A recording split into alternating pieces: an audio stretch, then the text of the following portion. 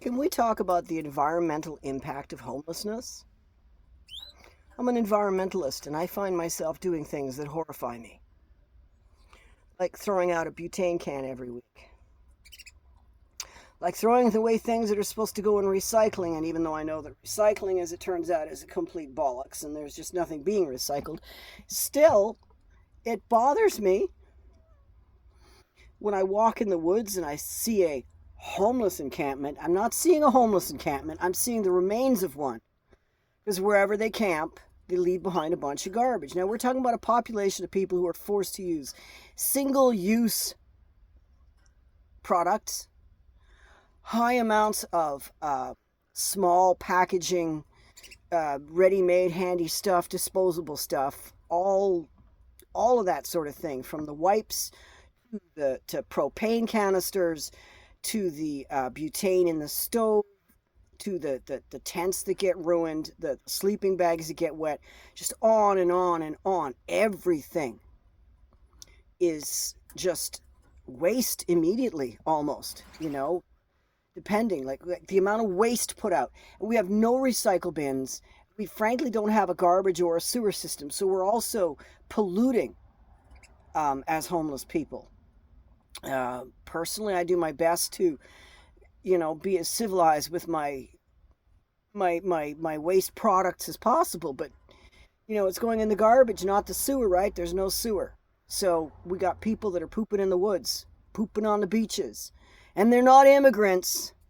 They're not some people who don't know better. They're people who have no other choice but to poop in the woods and poop in the bushes and poop on the beaches because they don't have a toilet. Because there just aren't that many toilets. And why is there so much litter?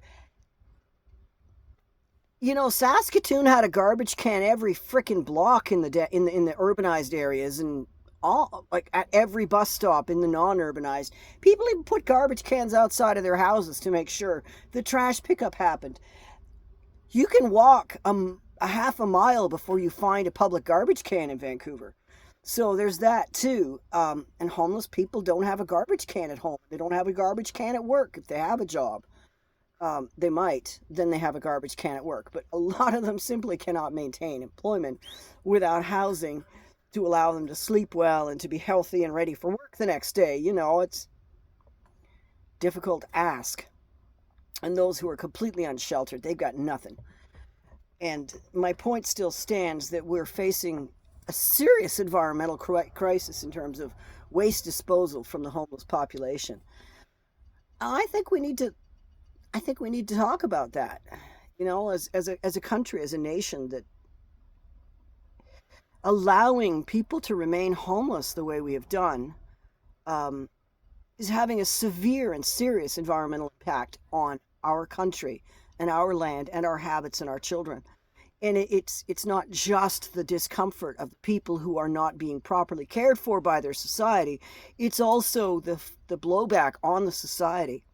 So even if you are housed and expect to remain housed, and all your children and brothers and sisters to remain housed because you're all privileged and wonderful and wealthy, and you didn't do all of those whatever supposedly bad things that people who are unhoused clearly must have done in order to be punished like that. But there's more reason than that to give a damn about the homeless situation. What do we do? Well, we prioritize it, of course. We have been to the moon. We have robots on Mars. It's not a problem we can't solve. It's a problem we're not really trying to solve.